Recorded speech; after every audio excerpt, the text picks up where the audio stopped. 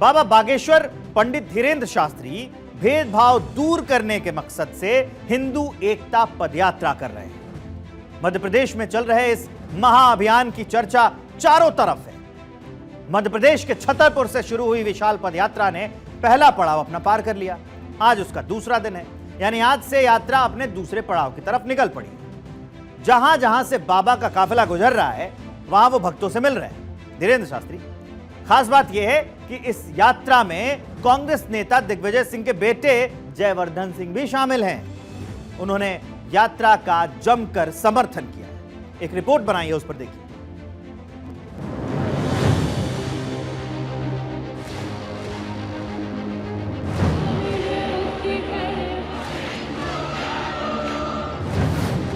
बाबा बागेश्वर का कारवा, एकता का संकल्प।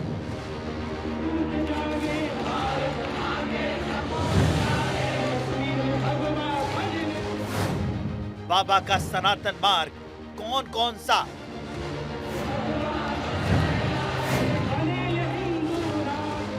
पंडित धीरेन्द्र शास्त्री बागेश्वर धाम के पीठाधीश्वर और उन्होंने सनातन हिंदू एकता पदयात्रा की शुरुआत की। पदयात्रा में काफी लोगों की भीड़ दिख रही है। ये पदयात्रा 9 दिनों में 160 किलोमीटर तक चलेगी और इस पदयात्रा में लोगों का हुजूम उमड़ पड़ा है। बाबा बागेश्वर अपने अनोखे अंदाज के लिए जाने जाते हैं। सनातन हिंदू यात्रा के दौरान बाबा बागेश्वर ने मस्जिद में राष्ट्रगान का मुद्दा उठाया। साथ ही उन्होंने हिंदुओं को एक होने की अपील की। 100 करोड़ हिंदुओं की यात्रा है, ये हमारी नहीं है। जिस देश में जितने हिंदू रहते हैं उन सब की यात्रा है। ये देश नया इतिहास लिख रहा, नई क्रांति लिख रहा। युवा भी मिलेंगे, बाल भी मिलेंगे, वृद्ध भी मिलेंगे, बुंदेलखंड से भी मिलेंगे, यूपी से भी मिलेंगे और ये महाराष्ट्र से आए हैं, छत्रपति वीर अकोला से, छत्रपति वीर शिवाजी महाराज की नगरी से। तुम कहां से आए कप्ता? दिल्ली से आए हैं।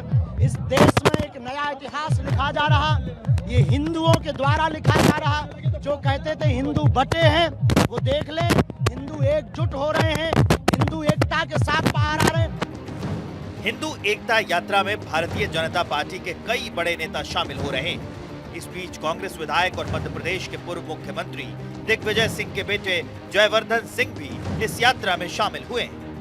कांग्रेस विधायक जयवर्धन सिंह ने कहा कि हिंदुओं में एकता जरूरी है और ये सनातन धर्म की यात्रा है। महाराज जी ने सदैव ये बात कही है कि ये यात्रा कोई दल की नहीं है, ये यात्रा सनातन धर्म की है और इसीलिए जो लोग महाराज जी को फॉलो करते हैं सब इसमें शामिल रहेंगे। हम उनको बहुत बहुत शुभकामनाएं भी देते हैं परम पूज्य महाराज जी को कि इस यात्रा के द्वारा जो उनका उद्देश्य है वो सफल हो, ये मेरी ईश्वर से प्रार्थना है। एकता पूरे देश में होनी चाहिए है, सभी हिंदुओं में भी होनी चाहिए है। देखिए, जो बात भगवान श्री कृष्ण ने कहा है कि आत्मा ही सनातन है और सनातन धर्म वो धर्म है जिसका कोई अंत नहीं है और हम सब सनातन धर्म के ही भक्त हैं और सदैव रहेंगे।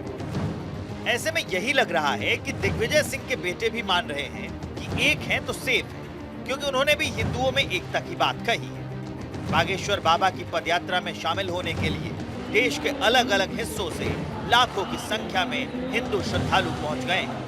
आलम यह है कि वहां पैर रखने की भी जगह नहीं। हजारों की संख्या में लोग पदयात्रा में शामिल हो रहे हैं। बागेश्वर बाबा के इस यात्रा का मकसद हिंदू को एकजुट करना है। वहीं दूसरी तरफ मथुरा के वृंदावन में धर्म संसद का आयोजन किया गया, जिसमें 6 प्रस्ताव पारित किए गए। धर्म संसद में संतों ने सरकार से कई मांगों पर अमल लाने की बात की। गाय को राज्य माता का दर्जा देने की मांग, शाही ईदगाह और मीना मस्जिद हटाने की मांग, शाही ईदगाह का जल्द से जल्द सर्वे कराया जाए, एनआरसी, समान शिक्षा, जनसंख्या नियंत्रण, लव जिहाद नियंत्रण पर कानून बने। कुल मिलाकर देखें तो हिंदू एकता को लेकर देश में लगातार कार्यक्रम जारी है। Bureau report, Bharat 24।